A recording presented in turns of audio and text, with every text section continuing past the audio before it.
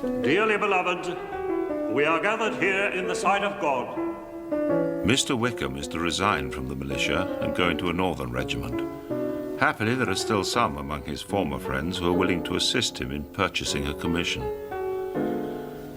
I have written to Colonel Forster to request that he will satisfy Mr. Wickham's creditors in Brighton, for which I have pledged myself. Perhaps you will be so good as to do the same for his creditors in Meryton, of whom I enclose a list according to his information. I hope at least he has not deceived us. Let us all hope so. As soon as they are married, they will journey directly to join his regiment in Newcastle, unless they are first invited to Longbourn. Oh, yes, my dear Mr. Bennet, of course they must come here. I long to see my dear Lydia. And dear Wickham, too, of course. But it is shocking that poor Lydia should have been sent away from Brighton. And such a favourite among all the officers.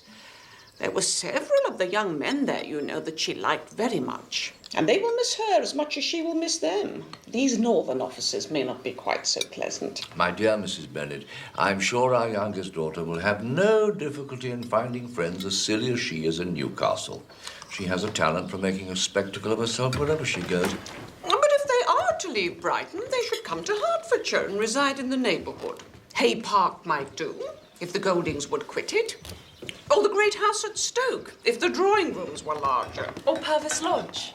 Oh, no, dear, not Purvis Lodge. The attics there are dreadful. Mrs. Bennet, before you take any or all of these houses, let us come to a right understanding. Into one house in the neighbourhood, they shall never have admittance. Mr. and Mrs. Wickham will never be welcome to Longbourn.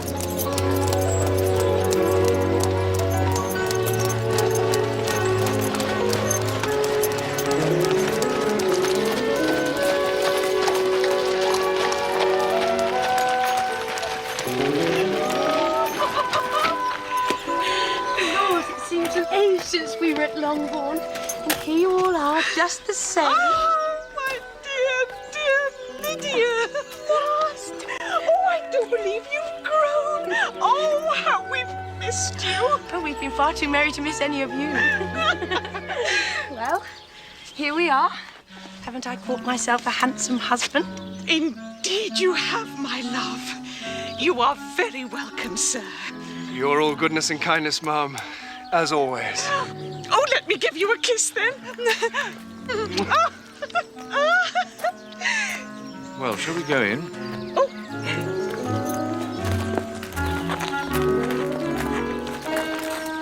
No, Jane. I take your place now.